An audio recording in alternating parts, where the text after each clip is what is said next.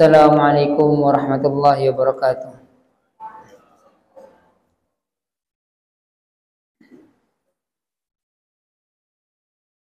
Bismillahirrahmanirrahim. Allahumma aghnina bil ilmi wa zayyinna bil hilmi wa akrimna bit taqwa wa jammilna bil afiyah. Jazallahu anna nabiyyana Muhammadan sallallahu alaihi wasallam bima huwa ahluh.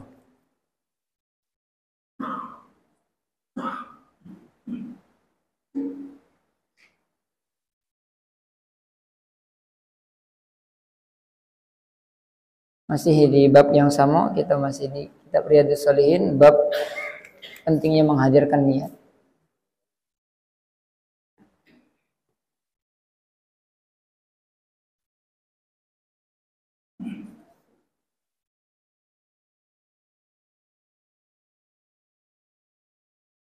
Sebelum kita mulai ngaji itu, nah, cerita sedikit. Jadi orang Muslim itu Allah Subhanahu wa taala perintahkan, Nabi sallallahu alaihi wasallam ajarkan ketika pagi hari seperti ini bangun tidur sebelum subuh, ketika dia bangun dari tidurnya, apa doa yang diajarkan oleh Nabi? Alhamdulillahilladzi ahyana ba'dama amatana wa ilaihin nusyur. Artinya segala puji bagi Allah, ahyana yang menghidupkan kami, ba'dama amatana, setelah Allah matikan kita. Tidur nih saudaranya mati, setelah Allah matikan kita, wa ilahin nusyur, dan kepada Allah kita akan dikembalikan, akan digiring balik pada Allah. Maka para ulama bertanya, kenapa bangun tidur baik itu disuruh syukur? Kenapa bangun tidur baik itu disuruh baca alhamdulillah? Baca sebangun tidur disuruh syukur, bangun-bangun alhamdulillah. Jadi Bapak Ibu sekalian, para ulama mengatakan hikmah dari Allah Nabi Shallallahu Alaihi Wasallam perintahkan kita untuk bersyukur ketika bangun tidur nih. Jadi dunia ini adalah tempat ujian bagi manusia. Dunia ini adalah tempat ujian bagi manusia. Dalam hadis Nabi katakan ad-dunya sijnul mu'min. Dunia ini penjara untuk orang beriman. Dalam hadis lain Nabi Shallallahu Alaihi Wasallam juga katakan ad-dunya darul imtihan. Dunia ini tempat ujian, ruang ujian. Kalau kita tengok di dunia ini, ruang ujian yang ada dalam dunia ini, betapa ketatnya ruang ujian. Sebelum masuk akan ditulis dulu syarat-syarat. Tak boleh makan minum dalam ruang ujian, tak boleh ngobrol dalam ujian, bahkan tak boleh toleh-toleh dalam ruang ujian. Tak boleh tengok kiri kanan dalam ujian. Kalau ketahuan tengok kiri kanan dalam ujian, maka kertas ujian tadi akan disobek. Begitu ketatnya ruang ujian yang dibuat oleh manusia. Tapi maha baiknya Allah Subhanahu wa taala, dunia ini ruang ujian kata Allah untuk kita. Kata Nabi SAW, dunia ini ruang ujian, darul imtihan, tempat ujian untuk manusia. Tapi karena baiknya Allah tadi, Allah Subhanahu wa taala masih berikan kita kesempatan untuk istirahat. Allah berikan kita kesempatan untuk tidur. Allah berikan kita kesempatan untuk bersenda gurau dengan anak istri kita. Allah beri kita kesempatan untuk menunaikan hajat-hajat kita dan lain sebagainya. Makanya ketika kita bangun dari tidur, hal yang pertama kali kita syukuri adalah, ya Allah, aku bersyukur Engkau masih izinkan aku dalam ruang ujian aku, dalam tempat yang aku nih diuji, Engkau masih kasih aku kesempatan untuk istirahat. Tuh, maka kita pagi ini yang belum baca doa, kita baca doa dulu. Alhamdulillahilladzi ahyana ba'dama amatana wa ilaihin nusyur. Kita masuk ke dalam hadis. Hadis ke-8, hadis ke-7. An Abi Hurairah radhiyallahu taala anhu, Abdurrahman ibn Sakhar radhiyallahu taala an. Ini Abu Hurairah radhiyallahu an. Abu Hurairah ini adalah perawi yang paling banyak hadisnya, paling banyak meriwayatkan hadis di antara para sahabat. Karena beliau ini termasuk ashabus suffah, orang-orang yang tinggal, tamunya Nabi SAW tinggal di Masjid Nabawi. Beliau ini termasuk ajib, termasuk sangat mengherankan kisah beliau ngaji. Karena saking kelaparan, ngaji dalam keadaan lapar, maka orang-orang dulu menganggap karena saking laparnya Sayyidina Abu Hurairah ini pernah jatuh pingsan. Pernah jatuh pingsan karena saking laparnya. Maka orang-orang Arab menganggap ini gila nih. Maka diinjak leher beliau itu. Karena obat untuk sakit gila itu orang Arab itu dipijak lehernya. Maka Sayyidina Abu Hurairah ini berkali-kali karena pingsan dianggap orang gila ini dipijak lehernya. Sadar lagi, dipijak lagi lehernya. Sampai Saking seperti itunya untuk ngaji beliau. Makanya terkenal beliau adalah perawi hadis yang paling banyak hadisnya. Qala beliau berkata, qala Rasulullah sallallahu alaihi wasallam, Nabi sallallahu alaihi wasallam bersabda, "Innallaha la yanzuru ila ajsamikum." Sesungguhnya Allah Subhanahu wa taala tidak melihat kepada jasad kalian, tidak melihat kepada rupa kalian. Wala ila suwarikum, dan tidak kepada bentuk kalian. Walaki yanzuru ila qulubikum, tetapi Allah Subhanahu wa taala memandang hati kalian. Maksudnya apa? Maksudnya macam mana pun rupa kita, macam mana pun bentuk kita, berbeda-bedanya bentuk Allah ciptakan. Macam mana Allah Subhanahu wa taala ciptakan makhluk beda-beda bentuk. Allah katakan di sini bukan satu bentuk, tapi Allah tidak melihat kepada berbeda-bedanya bentuk kalian. Ada orang yang Allah ciptakan matanya dua, ada yang Allah ciptakan dua matanya juga tapi tidak bisa nengok. Ada yang Allah ciptakan matanya dua juga sama tapi jarak pandang beda-beda. Ada Allah Subhanahu wa taala ciptakan orang mulut sama satu mulut tapi Allah ciptakan bentuk bibir yang beda-beda. Allah ciptakan hidung juga. Macam mana Allah ciptakan hidung? Ada yang kecil, ada yang pesek, ada yang panjang, ada yang mancung dan lain sebagainya. Berbeda-beda. Ada Allah ciptakan tangan, ada yang tangannya komplit dua-duanya lengkap. Ada orang yang lahir dalam keadaan tangannya siko. Ada orang yang lahir dalam keadaan jarinya 10. Ada yang jarinya 12. Ada yang kurang bahkan 8 dan lain sebagainya. Berbeda-bedanya bentuk Allah Subhanahu wa taala ciptakan. Mulai dari bentuk, kemudian kabilah, latar belakangnya berbeda-beda. Ada orang Allah lahirkan dari keluarga yang kaya. Ada Allah lahirkan dari keluarga yang miskin. Ada Allah lahirkan dari keluarga yang berkecukupan. Ada Allah Subhanahu wa taala lahirkan dari keluarga yang latar belakangnya bagus. Ada yang Allah lahirkan dari latar belakang buruk. Semuanya berbeda-beda bentuk dan latar belakang. Ini kata Allah tidak Allah pandang. Kecuali apa? Tetapi Allah Subhanahu wa taala memandang hatimu. Allah Subhanahu wa taala tengok hati kita. Allah Subhanahu wa taala tengok bersih atau tidaknya hati kita. Allah Subhanahu wa taala tengok hati kita itu, amal yang kita buat itu untuk siapa? Dalam Al-Quran juga Allah katakan, Inna akramakum indallahi atqakum. Sesungguhnya yang paling mulia di antara kalian. Maksudnya apa? Semua manusia. Berbeda-bedanya orang, berbeda-bedanya bentuk, berbeda-bedanya jenis wajah, berbeda-bedanya jenis telinga, berbeda-bedanya jenis hidung dan lain sebagainya, berbedanya anggota tubuh dan lain sebagainya, berbedanya jenis latar belakang, keluarga dan finansial. Kata Allah, itu tidak membuat kalian lebih baik di sisi aku kecuali apa? Kecuali ketakwaan kalian. Atqakum, yang paling bertakwa di antara kalian. Hari-hari kita dengar takwa, takwa, takwa, takwa. Setiap Jumat khatib khutbah, wahai hadirin, takwalah pada Allah. Jamaah sidang Jumat yang dirahmati Allah, bertakwalah kepada Allah. Apa itu takwa? Apa takwa? Yang selalu digaung-gaungkan takwa itu.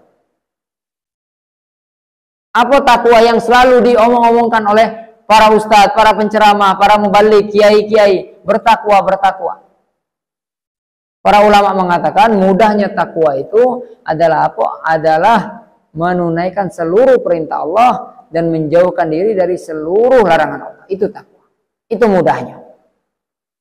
Kalau mau nengok diri kita bertakwa tidak, lebih gampang lagi Bapak sekalian. Minimalnya kita bisa menjauhi segala yang dilarang Allah. Itulah bertakwa. Hari ini kita bisa tidak tinggalkan larangan Allah. Hari ini bisa gak kita tinggalkan sesuatu yang Allah tidak suka, sesuatu yang Allah marah? Ketika kapan kita disebut bertakwa? Ketika kita bisa meninggalkan larangan Allah Subhanahu wa taala dalam keadaan sendirinya kita. Nah, itulah bertakwa. Kalau kita di depan orang ramai, tidak akan Pak kita buat maksiat. Tidak akan kita buat hal yang dilarang oleh Allah. Kenapa? Malu gitu. Kita akan malu ketika kita melanggar, kita mencuri di depan orang. Mencuri di depan orang ramai, malu gitu Pak. Kita bukan tidak mencuri di depan orang ramai ini karena kita ini bertakwa, bukan. Tapi kita tidak mencuri di depan orang ramai karena kita masih punya malu. Tetapi bertakwa itu adalah ketika kita dengan sendirinya gitu. Kita dari antara kita, cuma kita yang bisa nengok diri kita dan Allah. Nah, disitulah diuji ketakwaan kita. Hati kita itu betul atau tidak, takwa atau tidaknya kita. Ketika kita sendiri main HP, dalam HP kita, apa yang kita tengok? Nah, itu menunjukkan takwa apa tidaknya kita. Ketika kita sendiri, kadang-kadang dalam kamar kita, di balik selimutnya kita, Itulah disitulah diuji ketakwaan antara kita dengan Allah. Ketika kita sendiri tidak ada orang di sekitar kita yang nengok kita, nah ketika kita bisa menahan diri, menahan nafsu kita dari apa? Dari melanggar perintah Allah, dari mengerjakan hal yang Allah larang, maka itulah yang menunjukkan ketakwaan. Itulah karena dengan itulah kita bisa disebut orang yang bertakwa. Maka kalau kita mau nengok diri kita sudah bertakwa atau belum, tengok kita ketika sendiri. Tengok kita ketika tidak ada siapa-siapa. Maka sifat takwa itu adalah sifat merasa diawasi oleh Allah, didengar oleh Allah, diketahui oleh Allah selama 24 jam. Sehingga orang ketika dalam hatinya ada sifat takwa, maka dia akan selalu berhati-hati dalam setiap amal. Maka orang bertakwa itu banyak janji Allah dalam Al-Quran. Allah janjikan untuk orang yang bertakwa. Jannatul lati uiddat lil muttaqin. Jannat uiddat lil muttaqin. Surga dijanjikan untuk orang yang bertakwa, untuk orang yang bertakwa. Siapa orang yang bertakwa? Itu tadilah orang yang bertakwa. Rawahu Muslim, hadis ini diriwayatkan oleh Imam Muslim. Wa akhrajahu aidan bilafdin, dan Imam Muslim meriwayatkan juga dengan lafaz yang lain, innallaha la yanzuru ila suwarikum, sesungguhnya Allah tidak melihat berbeda-bedanya bentuk kalian, wala wa amwalikum, dan berbeda-bedanya finansial kalian, dan berbeda-bedanya duit kalian, harta kalian, walaki yanzuru ila qulubikum wa a'malikum, tetapi Allah Subhanahu wa taala melihat, memandang hati dan amal.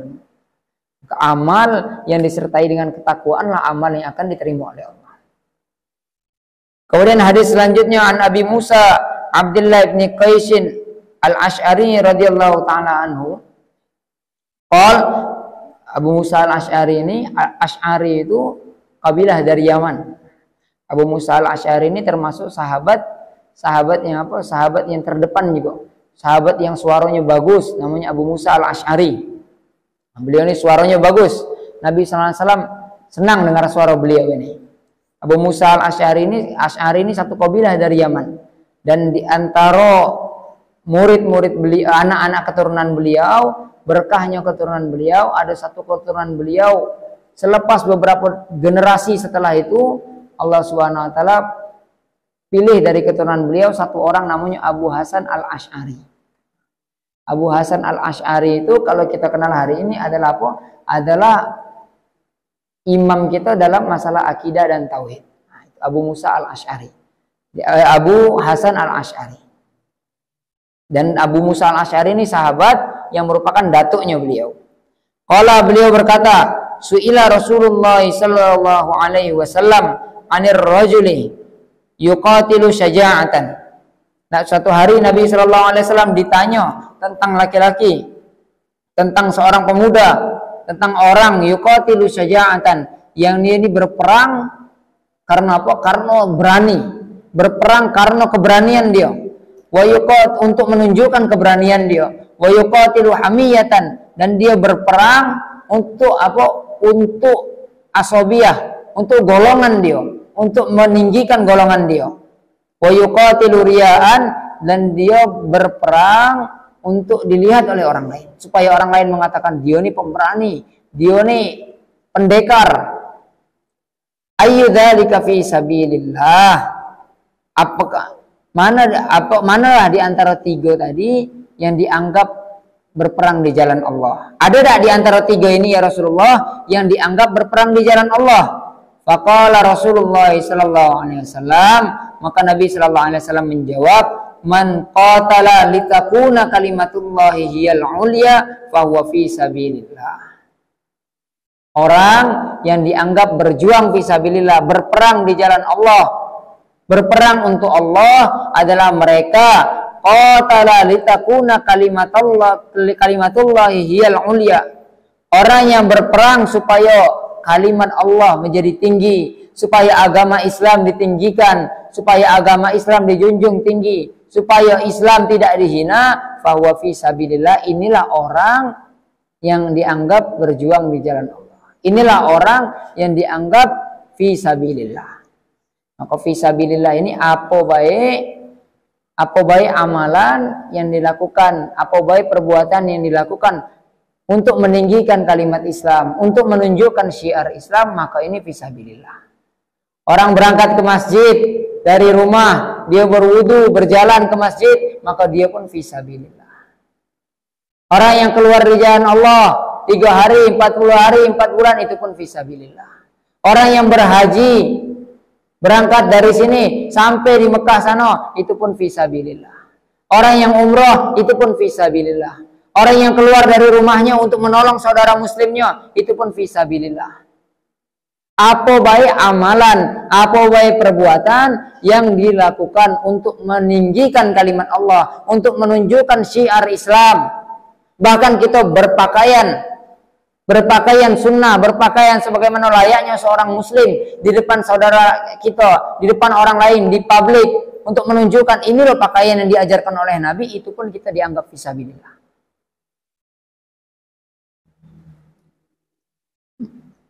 Man qatala litakuna kalimatullahi hiyal ulya fahuwa fi sabilillah. Siapa yang berperang untuk meninggikan kalimat Allah supaya kalimat Allah menjadi tinggi, fahuwa fi sabilillah, maka dia di jalan Allah. Maka dia inilah orang yang berperang di jalan Allah. Muttafaqun alaih. Hadis ini disepakati oleh Imam Bukhari dan Muslim. Kemudian hadis berikutnya, an Abi Bakrata Nufai ibn al-Harithi as-Saqafi radhiyallahu anhu, anna Nabiya sallallahu alaihi wasallam qol, dari Abu Bakrah. Jadi sahabat, ada namanya Abu Bakar, ada namanya Abu Bakrah. Jangan tertukar gitu. Ada Abu Bakar. Abu Bakar ini sahabat dekatnya Nabi, orang yang bersama Nabi dan khalifah yang pertama, namanya Abu Bakar. Ada juga sahabat lain yang mirip-mirip namanya Abu Bakrah. Bahwasanya Nabi sallallahu alaihi wasallam bersabda, "Idzal taqal muslimani bisayfihima fal qatilu wal maqtulu finnar."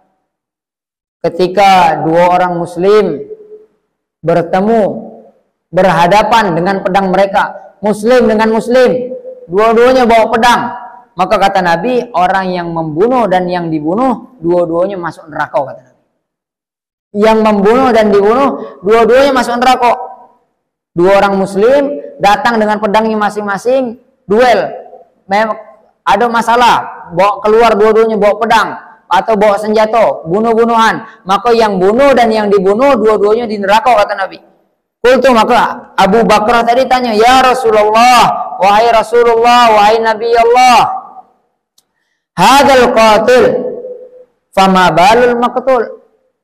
Kalau yang bunuh jelas ya Rasulullah, karena dia bunuh orang muslim, karena dia membunuh saudara muslimnya, jelas dia di neraka. Kami terima kalau dia di neraka, kami terima kalau dia dimasukkan ke dalam api neraka. Fama balul maqtul, kata Nabi, kata Sayyidina Abu Bakrah. Tapi kenapa yang dibunuh pun masuk neraka juga? Kenapa yang dibunuh pun masuk neraka? Kan dia dibunuh, kan dia korbannya. Maka apa kata Nabi? Qal innahu kana harisan ala qatli sahibi. Sesungguhnya dia, kata Nabi, kana harisan, dia pun juga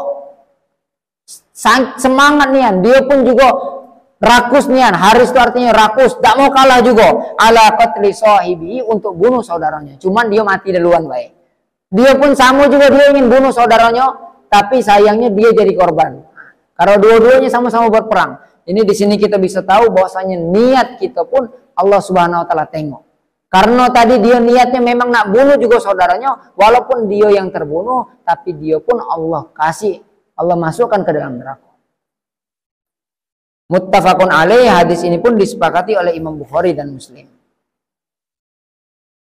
Kemudian hadis selanjutnya, hadis ke-10, an Abi Hurairah radhiyallahu anhu, dari Sayyidina Abu Hurairah radhiyallahu anhu.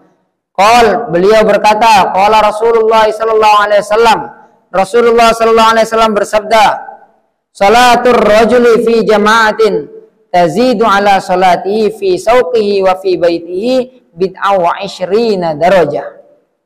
Salatnya laki-laki, salatnya seseorang di dalam jamaah, bersama jamaah, tazidu ala salatihi, melebihi, dilipat gandakan daripada salat dia sendiri-sendiri di pasarnya dan di rumahnya. Berapa lipat ganda? 25 atau 27 derajat.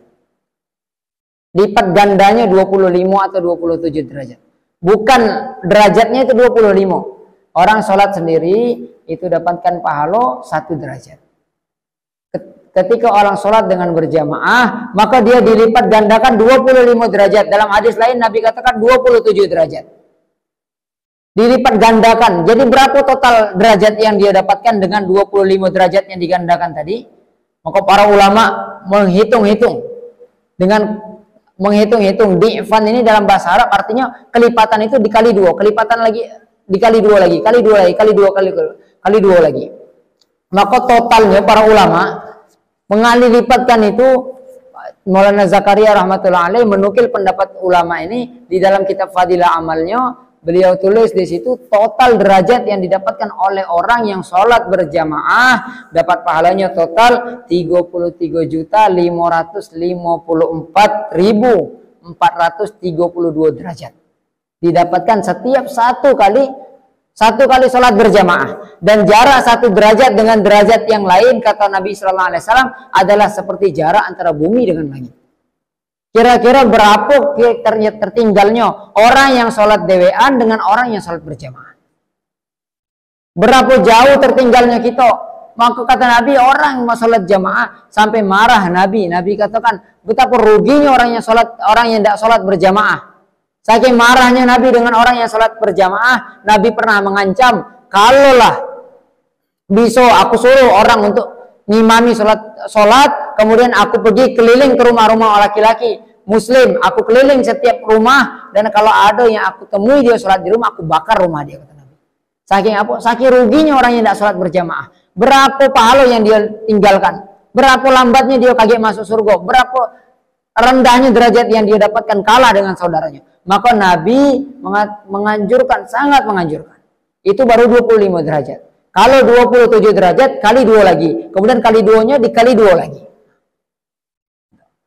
Jadi perhitungannya itu 1 dikali 2, 2. Kemudian 2 dikali 2, 4. Kemudian 4 kali 2, 8. 8 kali 2, 16. 16 kali 2, 32. 32 kali 2, 64. 64 kali 2, 100 sekian. Terus sampailah hasil akhirnya 554.432 derajat yang didapatkan dari kali-kalian 25 tadi. Para ulama juga berbeda pendapat. Dalam satu hadis dikatakan 27, satu hadis dikatakan 25. Ulama bilang gampangnya 27 untuk sholat yang jahar, yang ada suaranya. 25 untuk sholat yang lirih, yang sir. Itu sholat jamaah. Nabi katakan sholatnya orang laki-laki, sholatnya seseorang secara berjamaah adalah lebih baik daripada dia sholat sendiri-sendiri di rumahnya dan di pasarnya. Allah lipat gandakan 25 derajat.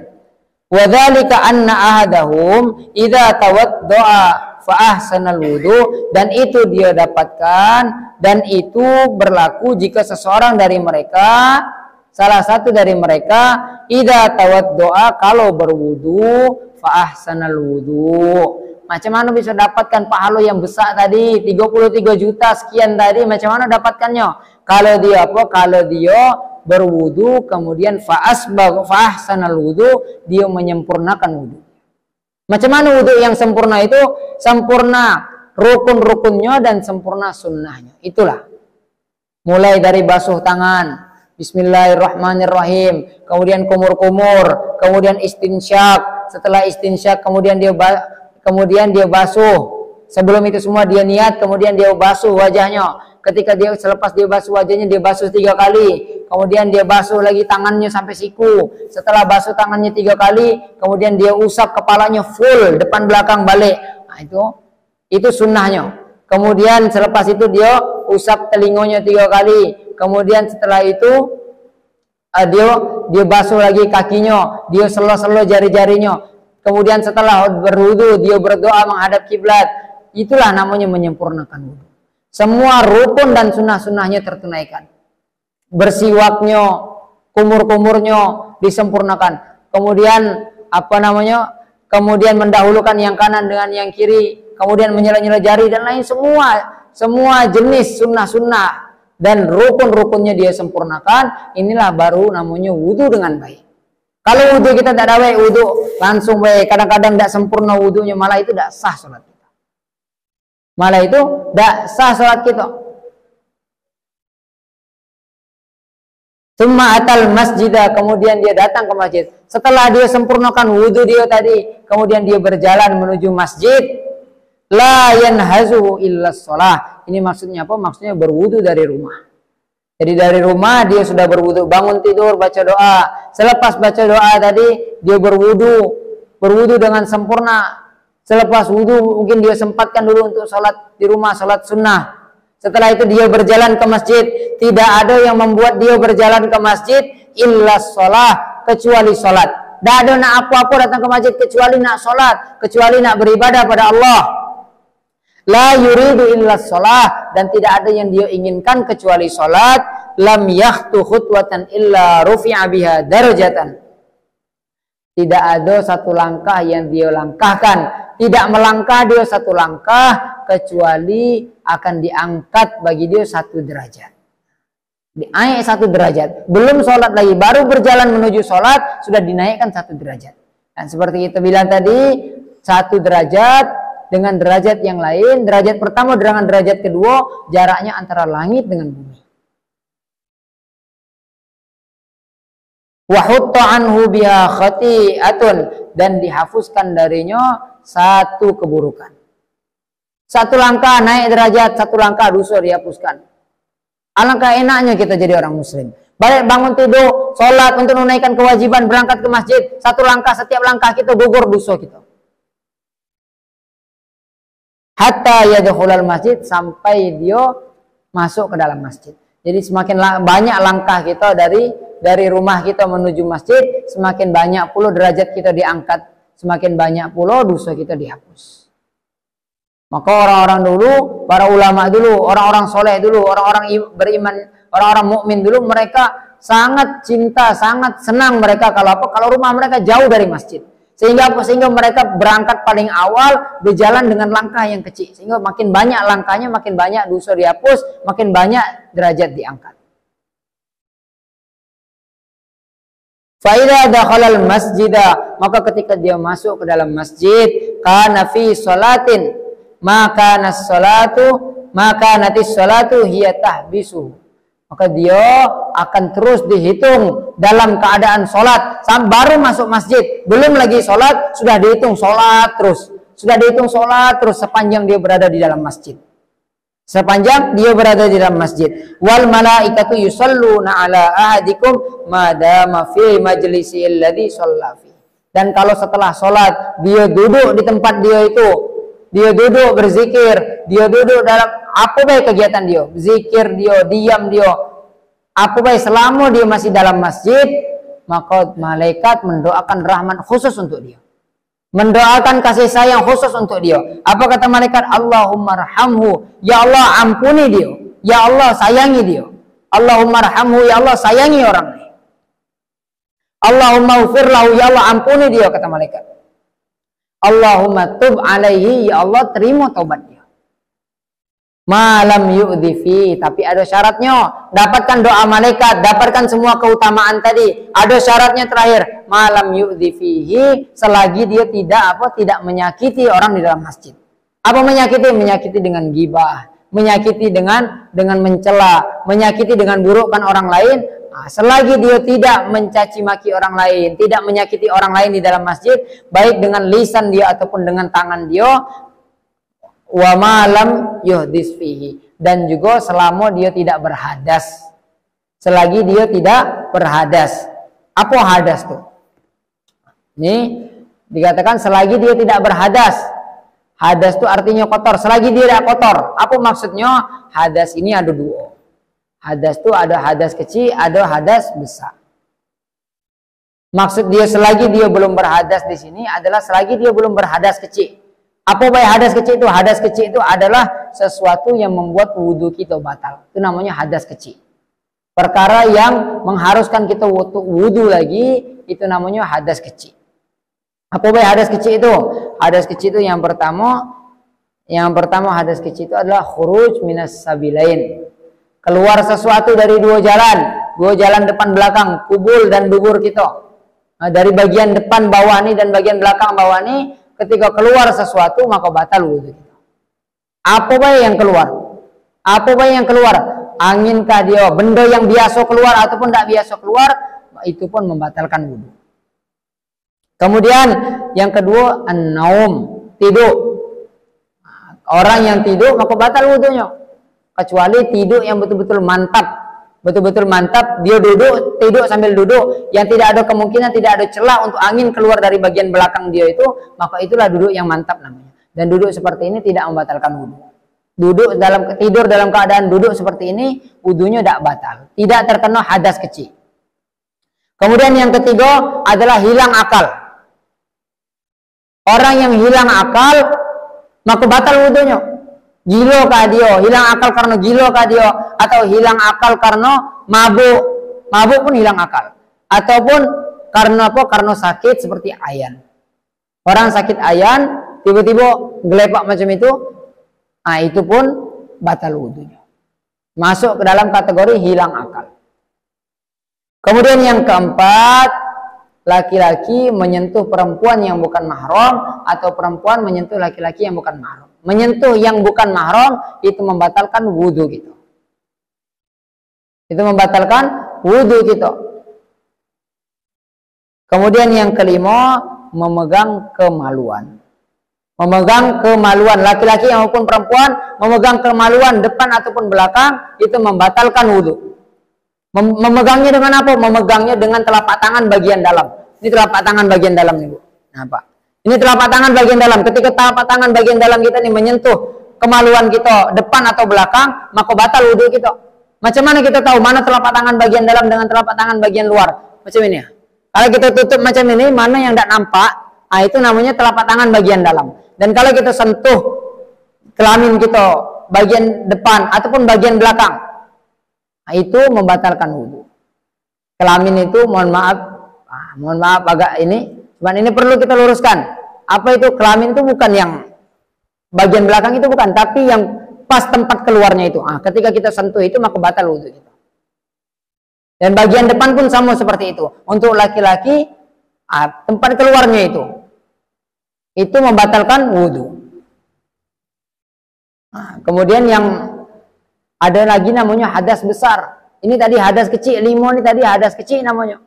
Membatalkan wudu. Ada namanya hadas besar. Apa tuh hadas besar? Hadas besar itu wudu tidak cukup untuk menghilangkan hadas besar. Hadas besar adalah sesuatu yang mewajibkan kita untuk mandi.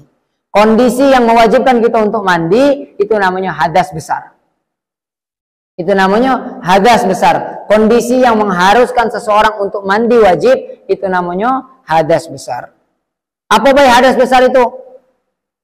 Hadas besar itu bisa dihilangkan dengan mandi. Hadas besar itu ada hadas besar yang laki-laki dengan perempuan sama baik, dan ada hadas besar yang cuma perempuan baik. Apa hadas besar yang laki-laki dengan perempuan? Yang pertama, bertemunya dua kelamin. Bertemunya dua alat kelamin, maka itu mewajibkan seseorang untuk mandi. Mewajibkan seseorang untuk mandi. Baik, mohon maaf, cuman ilmu kita harus sampaikan. Ketika baik itu keluar atau tidak keluar. Baik itu keluar atau tidak keluar, ketika dua kelamin berhubungan badan, maka mewajibkan kita untuk mandi. Mewajibkan kita untuk mandi. Kemudian yang kedua, keluarnya mani. Keluar mani dalam keadaan tidurkah kita, atau keluar mani karena ada terjatuh tulang belakang sini koyak, bagian belakang ini patah, kemudian keluar air mani, itu pun mewajibkan kita untuk mandi. Kemudian yang ketiga, mati. Orang mati itu maka dia masuk dalam kondisi hadas besar. Makanya ketika orang mati dimandikan dulu baru dikafankan. Kenapa? Karena di dalam keadaan berhadas besar. Wajib bagi dia untuk dimandikan. Nah, ini 3 kondisi yang laki-laki dengan perempuan semua sama. Ketika laki-laki atau perempuan dia berjima, maka wajib untuk mandi. Kemudian ketika laki-laki atau perempuan keluar mani, mengeluarkan mani dalam keadaan tidur ataupun dalam keadaan sadar, itu wajib mandi. Kemudian yang ketiga, laki-laki atau perempuan ketika dia meninggal dunia, maka wajib untuk dimandikan. Kemudian yang kondisi yang hanya perempuan baik. Perempuan baik wajib untuk mandi ketika dia terkena itu. Yang pertama apa? Haid. Selepas haid, habis masa haidnya, maka perempuan tadi wajib untuk mandi. Karena dalam keadaan haid, kondisi haid, ini dia dalam kondisi hadas besar. Kemudian yang kedua adalah nifas setelah melahirkan. Nifas, darah yang keluar setelah melahirkan, setelah mengeluarkan darah itu wajib mandi. Nah, kemudian yang terakhir adalah melahirkan. Melahirkan, kalau udah nifas pun wajib mandi. Karena apa? Karena melahirkan tadi. Jadi melahirkan itu mewajibkan perempuan untuk mandi. Mau keluar atau tidak darah nifasnya. Nifas, kalau dia nifas mandi, kalau tidak nifas pun dia wajib mandi karena melahirkan. Jadi itu sedikit ringkasan masalah hadas. Hadas kecil, Pak, kita ingat-ingat hadas kecil adalah kondisi yang mengharuskan seseorang untuk berwudu. Kemudian yang kedua, hadas besar adalah kondisi yang mengharuskan seseorang untuk mandi wajib. Jadi ada hadas besar, ada hadas kecil. Hadas besar bisa dihilangkan dengan mandi wajib, hadas kecil bisa dihilangkan dengan berwudu. Maka kata malaikat tadi, orang ini akan terus dapat doa. Kata Nabi, orang yang dalam masjid tadi akan terus dapat doanya para malaikat selagi dia belum berhadas kecil. Ketika dia berhadas kecil, mau dia keluar sesuatu dari dua jalan, mungkin dia buang angin, atau mungkin dia tersentuh perempuan yang bukan mahram dalam masjid, atau dia tidak sengaja terpegang kemaluan depan belakang dan lain sebagainya, maka putuslah doa malaikat. Selesai malaikat doakan dia, wudu lagi. Jadi orang dapat doa malaikat selama dia duduk dalam majelis, selama dia duduk di dalam majelis, dalam masjid, maka dia akan terus dapat doa malaikat. Ya Allah ampuni dia, ya Allah sayangi dia, ya Allah terima tobat dia. Maka Allah Subhanahu wa taala akan terima doa malaikat tadi, akan terus didoakan oleh para malaikat. Malaikat dah henti-hentinya. Ampuni dia, sayangi dia, terima tobat dia, ampuni dia, sayangi dia, terima tobat dia, terus sampai dia selesai, sampai dia batal wudunya, sampai dia sudah tidak punya wudu lagi. Kalau dia terus begitu sampai Isya, setelah Isya dia duduk di masjid, maka dia terus didoakan, terus tak habis-habisnya. Maka beruntung orang yang datang sholat maghrib, kemudian setelah sholat maghrib dia duduk lagi itikaf sebentar sampai Isya, ataupun dulu orang yang setelah subuh datang untuk sholat subuh, setelah sholat subuh dia duduk sebentar macam kita nih untuk itikaf, maka malaikat terus mendoakan dia. Ya Allah ampunilah orang-orang ini, ampuni bu ini, bu itu, ampuni bapak fulan, pak fulan. Nah, malaikat terus mendoakan ampunan untuk kita. Malaikat terus menyayangi, mendoakan kasih sayang untuk kita. Malaikat terus mendoakan semoga taubat kita diterima. Muttafaqun alaih, hadis ini disepakati kesahihannya oleh Imam Bukhari dan Muslim. Yanhazuhu, maksud yanhazuhu huwa bil fathi wal bil fathi bi fathil ya'i wal ha'i wa bizai ay yukhriju wa yunhiduhu. Nah, tadi Nabi mengatakan la yanhazuhu illa shalah, tidak ada sesuatu yang mencegah dia kecuali salat. Maksud mencegah ini adalah tidak ada sesuatu yang membuat dia keluar dari rumah, yang mendorong dia untuk dia keluar dari rumah kecuali cuman untuk salat, untuk amal baik, untuk beramal. Kemudian hadis selanjutnya, an Abil Abbas Abdullah ibni Abdul Muttalib radhiyallahu anhuma an Rasulillah sallallahu alaihi wasallam fima yarwi an Rabbih tabaraka wa taala. Dari Abul Abbas Sayyidina Abdullah ibn Abbas. Dapat sahabat baru kita hari ini. Sayyidina Abdullah bin Abbas. Sayyidina Abdullah ibn Abbas ini terkenal sebagai khadimnya Nabi, sebagai murid kesayangannya Nabi, sebagai orang yang selalu berkhidmat kepada Nabi semasa beliau belajar dengan Nabi. Sayyidina Ibnu Abbas ini adalah sepupu Nabi, kecil umur beliau. Ketika perang Uhud itu umur beliau 15 tahun. Ketika perang Uhud umur beliau 15 tahun.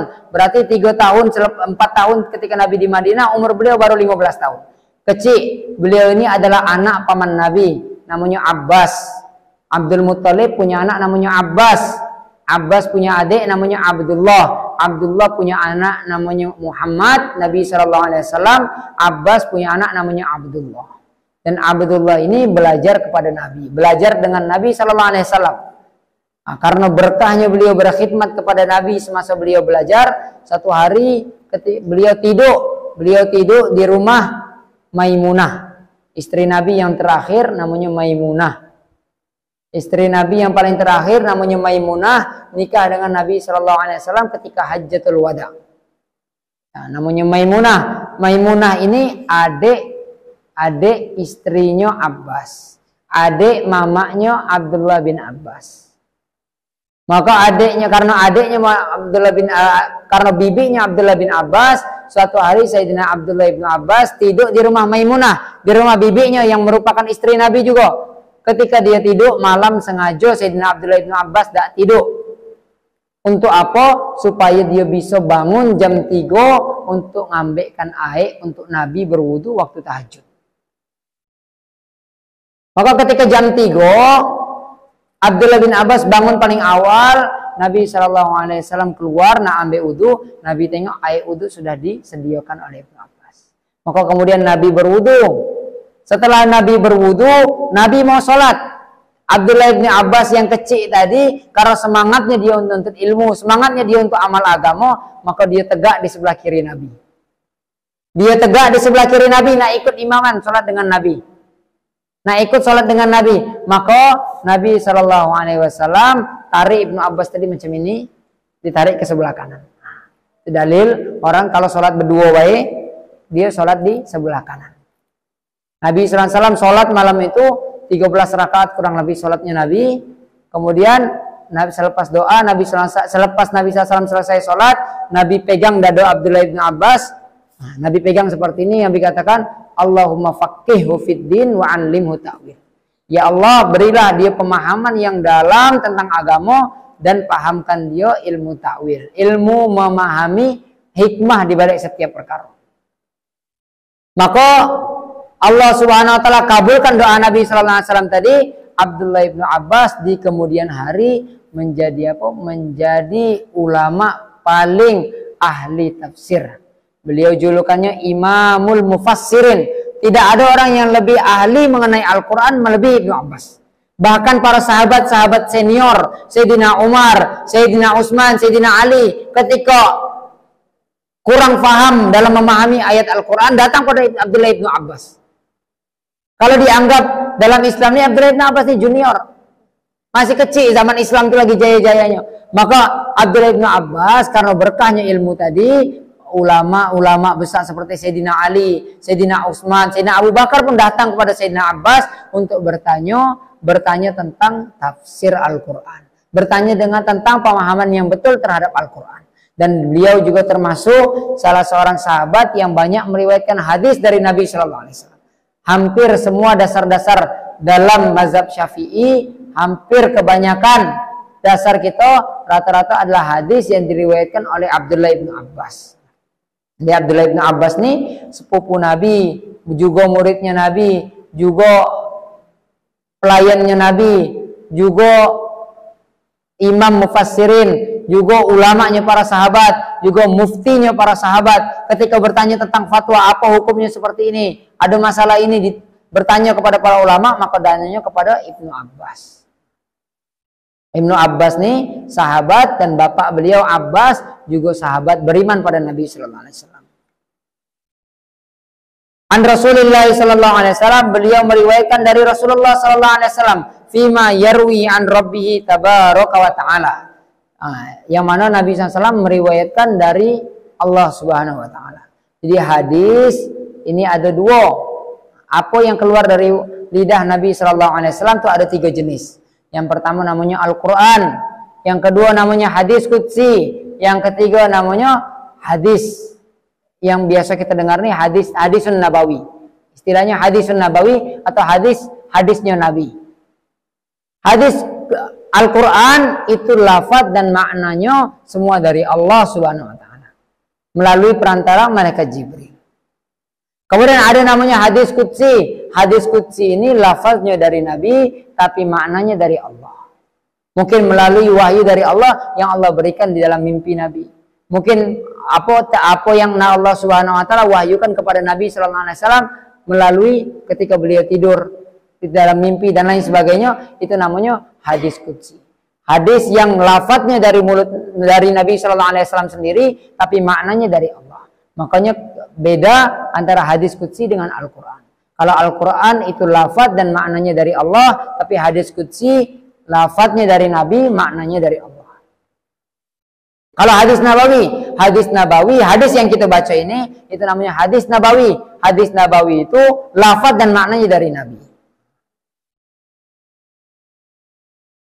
Bima yarwi an Rabbi tabaraka wa ta'ala, dalam hadis qudsi beliau meriwayatkan, qala Nabi Allah Subhanahu wa taala berfirman, innallaha katabal hasanati wassayyi'at. Sesungguhnya Allah Subhanahu wa taala telah menetapkan mana yang buruk, mana yang baik. Allah telah memutuskan apa itu hasanat, apa itu kebajikan, wasayyi'at, dan apa itu keburukan. Tsumma bayyana dzalik, dan kemudian Allah Subhanahu wa taala menjelaskan, bukan cuma Allah tetapkan baik, mana yang buruk, tapi Allah juga jelaskan. Apa kata Allah? Faman hamma bihasanatin falam ya'malha kataballahu tabaraka wa ta'ala indahu hasanatan kamilah. Siapa yang berniat, siapa yang ingin, sudah ada keinginan untuk beramal satu kebaikan, satu kebajikan, kemudian dia tidak sempat mengamalkannya, kemudian dia belum mengamalkannya, Allah Subhanahu wa taala akan tulis untuk dia, Allah Subhanahu wa taala akan tetapkan untuk dia satu pahala yang sempurna. Niat amal baik tapi belum beramal, Allah Subhanahu wa taala sudah berikan pahala untuk dia, satu pahala yang sempurna. Wa in hamma biha, dan kalau dia ingin untuk mengerjakannya, fa'amilaha, kemudian dia amalkan, niat dan juga dia kerjakan, katabahallahu indahu asyra hasanatin ila sab'imi'ati di'fin. Maka Allah Subhanahu wa taala akan tulis untuk dia yang berniat kemudian dia kerjakan juga, Allah tulis pahala minimal, kata Allah, 10 kebaikan. Minimal 10 kebaikan Allah tulis untuk dia, sampai Allah lipat gandakan 700 kali lipat. Sampai Allah lipat gandakan 700 kali lipat. Dari 10 minimal dapat 10. Jadi jangan ragu-ragu kita nak beramal kebaikan. Jangan ragu-ragu untuk bersedekah. Jangan ragu-ragu untuk berbuat baik. Jangan ragu-ragu untuk berbicara dengan lembut. Jangan ragu-ragu untuk menampakkan akhlak yang baik. Jangan ragu-ragu untuk berbuat hal baik, karena Allah katakan orang yang niat buat amal kebaikan kemudian dia beramal, minimal dia dapat pahala 10, kata Allah. Itu paling minimal. 10 kebaikan Allah berikan pada dia. Allah akan lipat gandakan tergantung kualitas amal tadi sampai 700 kali lipat. Selepas ini ada lagi para sahabat yang datang komplain. Ya Rasulullah, 700 baik. Maka kata Allah terakhir, pertama Allah sudah katakan dalam Al-Quran, man jaa bil hasanati falahu asyru amthaliha. Siapa yang buat baik, kata Allah, aku beri 10 kali lipat, 10 pahala, kata Allah. Allah, aku tulis 10 pahala. Maka para sahabat, ya Allah, kurang nih, kata sahabat. Kata Nabi, komplain ke Nabi, tanya ke Nabi, Nabi kurang nih, masa cuma 10? Maka kata Allah, fi kulli sumbulatin mi'atu habba, kata Allah. Siapa yang beramal kebaikan, maka satu kebaikannya dilipat gandakan 7 kali, jadi 7 tadi setiap satu dihitung 100, 700 kebaikan, 700 pahala Allah tulis untuk dia. Maka para sahabat, Allah 700, minta lagi lebih, tambah lagi, Allah kata para sahabat, tambah lagi wahai Nabi, minta pada Allah untuk nambah lagi. Apa kata Allah? Wallahu yudha'ifu liman yasha, kata Allah. Terakhir Allah katakan, aku lipat gandakan sebanyak yang aku mau kepada siapa yang aku mau, kata Allah. Tergantung amal kamu lagi tadi. Tergantung kualitas kebaikan amal kamu tadi. Kalau amal kamu tadi berkualitas bagus, aku lipat gandakan tak terhingga. Kita ini kalau masih tahu batasannya, masih kurang kita. Cuma kalau kita tidak tahu, tidak tertebak berapa kira-kira hadiahnya, itu semangat kita. Cuma kalau kita masih tahu, oh hadiahnya 1 juta, cuma 1 juta. Masih ada batasnya itu, kita masih terpikir, cuma 1 juta. Tapi kalau kata Allah, aku lipat gandakan kepada orang yang aku mau, tidak aku batasi, aku beri pahala sebanyak mungkin, kata Allah. Sebanyak mungkin aku akan berikan pahala. Maka kita harus semangat lagi beramal. Sebagaimana Allah katakan neraka. Kenapa orang kafir? Kenapa ancaman Allah SWT neraka selama-lamanya? Kenapa kita harus takut dengan selama-lamanya? Karena selama-lamanya tidak ada batasnya, Bapak Ibu sekalian. Selama-lamanya itu tidak ada batasnya. Harus takut kita dengan ancaman Allah. Karena Allah katakan abadan amada. Selama-lamanya. Tidak ada batasnya sekian tahun, berapa ribu tahun, berapa juta tahun. Tidak ada Allah batasi. Selama-lamanya kata Allah. Maka hadirin muliakan Allah subhanahu wa ta'ala. Allah katakan aku lipat gandakan kepada siapa yang aku mau sebanyak mungkin. Kemudian ila ad'afin katsirah, sampai tidak terbatas kata Allah. Aku lipat gandakan dari 10 minimal aku beri pahala, aku lipat gandakan 700, aku lipat gandakan lagi kata Allah ila ad'afin katsirah, kepada pahala yang tidak terhingga. Aku lipat gandakan terus, lipat sampai tidak ada terhitung lagi dengan otak kamu kata Allah. Wa in hamma bisayyi'atin falam ya'malha. Tapi kalau seorang muslim, seorang mukmin, dia ingin berbuat satu keburukan, kata Allah falam ya'malha, dia niat untuk buat keburukan tapi dia tidak buat. Dia niat buat keburukan tapi dia tidak buat, kata Allah apa? Kata Allah indahu hasanatan kamilah. Orang muslim, Bapak Ibu sekalian, orang beriman, ketika dia niat buat keburukan tapi tidak jadi, dia tidak jadi buat keburukan yang dia niatkan tadi, maka Allah bukan cuma tidak tulis, tapi Allah tulis untuk dia satu pahala yang sempurna. Itulah nikmatnya orang beriman. Niat nak buat keburukan, tapi ingat, wah, tidak bagus nih, tidak betul kayaknya ini, maka dia tidak jadi buat amal, tidak jadi dia buat keburukan tadi. Allah berikan pahala untuk dia satu pahala kebaikan. Ini pahala untuk kau karena kau tidak jadi amal keburukan.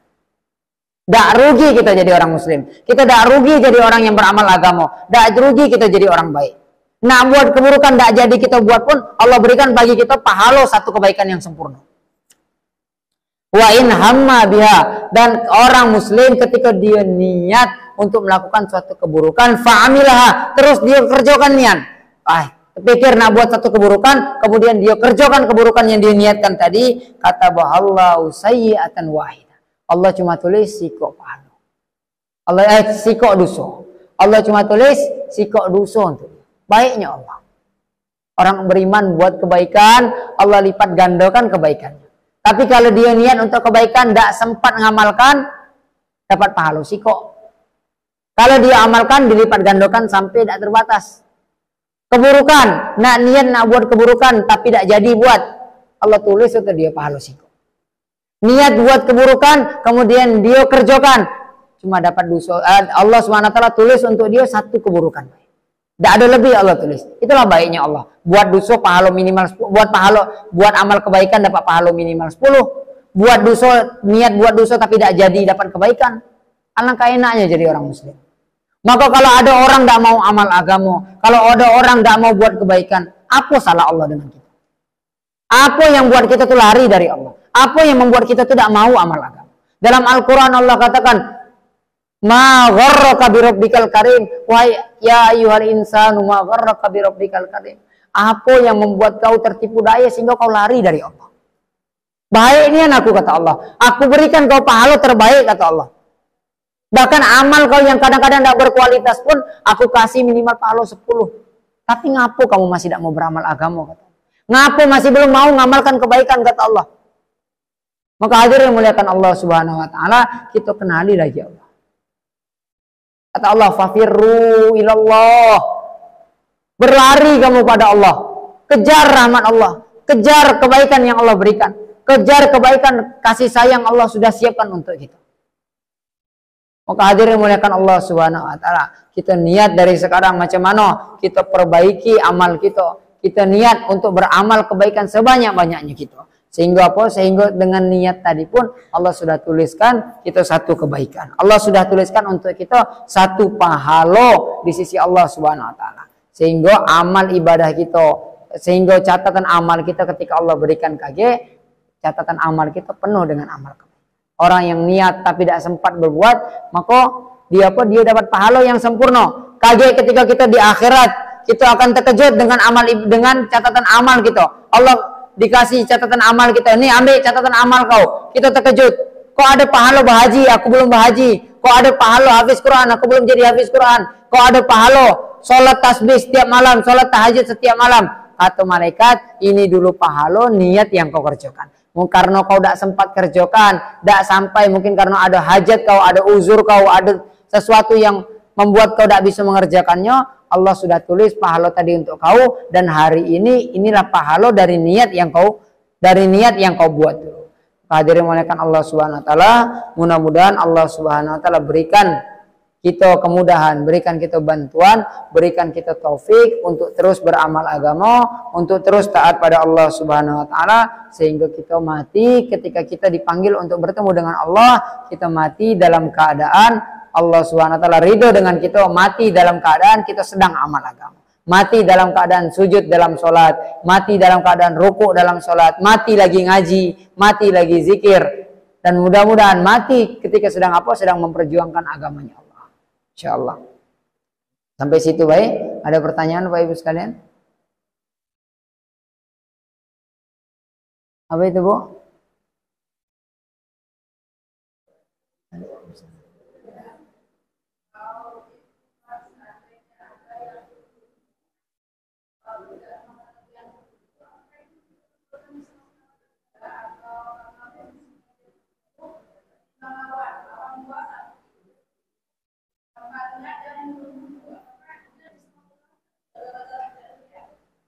Ini dua orang lawan satu.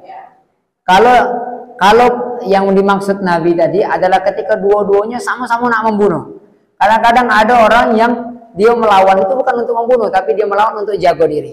Maka orang yang melawan ataupun dia tidak melawan, maka dia ini tidak masuk dalam ancaman yang Nabi tulis, yang Nabi katakan tadi. Jadi dia hanya dihitung masuk dalam ancaman yang Nabi katakan ini adalah ketika dia juga berkeinginan untuk bantai kawannya tadi, untuk membunuh saudaranya tadi. Tetapi beda halnya dengan orang yang tiba-tiba dirampok, kemudian dia membela diri. Membela diri mau tidak mau dia nak keluarkan senjata juga. Lawan bersenjata, kita nak keluarkan senjata, kita harus keluarkan senjata juga untuk membela diri. Maka membela diri itu dibolehkan dalam Islam. Membela diri dibolehkan dalam Islam, malah dianjurkan untuk membela diri kita. Maka ini tidak masuk dalam ancaman yang Nabi katakan. Kalau yang ibu tanyakan dia tidak melawan malah lebih bagus, malah tidak masuk. Yang melawan untuk membela diri pun Nabi tidak katakan masuk dalam sini, apalagi yang tidak melawan.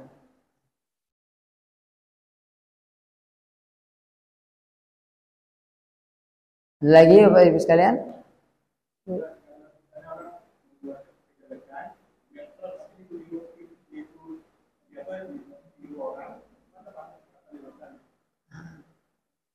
Ini Nabi dalam satu hadis lain juga mengatakan, man sanna sunnatan sayyi'atan, siapa yang berbuat satu kebiasaan yang buruk, satu keburukan, kemudian keburukan tadi dicontoh oleh orang lain, maka untuk dia dosanya berlipat-lipat ganda.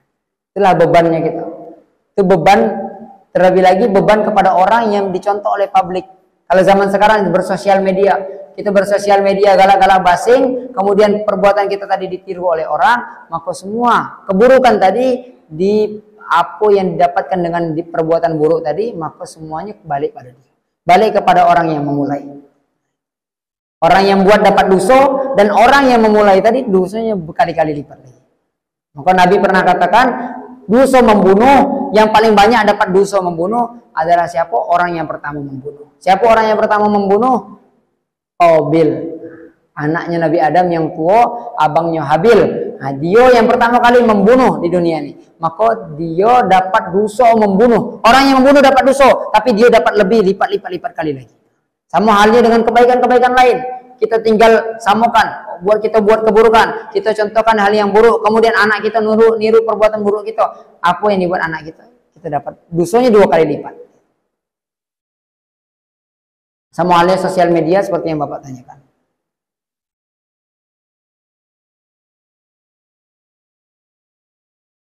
Ada lagi yang perlu ditanyakan?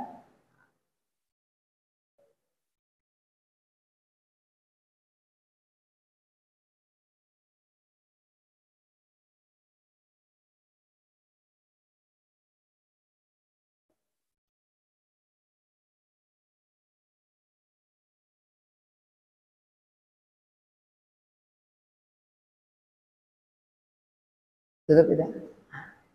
Insyaallah kita tutup majelis kita. Kita tutup majelis kita ini mudah-mudahan kita tutup dengan niat untuk terus belajar lagi. Kita niat mudah-mudahan Allah Subhanahu wa taala berikan taufik untuk terus belajar ilmu agama dalam kehidupan kita. A'udzubillahi minasyaitonirrajim. Bismillahirrahmanirrahim. Allahumma salli ala sayyidina Muhammad wa ala ali sayyidina Muhammad. Allahumma salli ala sayyidina Muhammadin fil laili idza yaghsha wa salli ala sayyidina Muhammadin fin nahari idza tajalla wa salli ala sayyidina Muhammadin fil akhirati wal ula. Allahumma salli ala sayyidina Muhammadin fi awwali kalamina wa salli ala sayyidina Muhammadin fi awsati kalamina wa salli ala sayyidina Muhammadin fi akhiri kalamina. Allahumma lakal hamdu kama anta ahluh wa salli ala Muhammadin kama anta ahluh waf'al bina ma anta ahluh fa innaka ahlut taqwa wa ahlul maghfirah. Ya Allah ya Tuhan kami, terimalah ngaji kami ini ya Allah. Ya Allah terimalah ngaji kami yang tidak sungguh-sungguh ini ya Allah. Terimalah ngaji kami yang banyak kurangnya ini ya Allah. Ya Allah ya Tuhan kami, ya Allah beri kami kesempatan untuk terus ngaji sampai kami mati ya Allah, untuk terus belajar ilmu agama sampai kami mati ya Allah. Ya Allah, dan berikan juga taufik yang Kau berikan pada kami saat ini ya Allah. Berikan taufik itu untuk keluarga dan anak keturunan kami ya Allah. Ya Allah, jangan jauhkan kami, anak keturunan kami dan keluarga kami dari agama ya Allah. Ya Allah ya Tuhan kami, ya Allah tetapkan hati kami dalam iman, tetapkan hati kami dalam amal ya Allah, tetapkan hati kami dalam ketaatan pada Engkau ya Allah. Ya Allah, berikanlah sifat takwa dalam diri kami, dalam diri anak-anak keturunan kami, dan jadikan kami orang-orang terdepan dalam amal agama ya Allah. Rabbana atina fid dunya hasanah wa fil akhirati hasanah wa qina adzabannar. Sallallahu ala sayyidina Muhammad walhamdulillahi rabbil alamin. Assalamualaikum warahmatullahi wabarakatuh.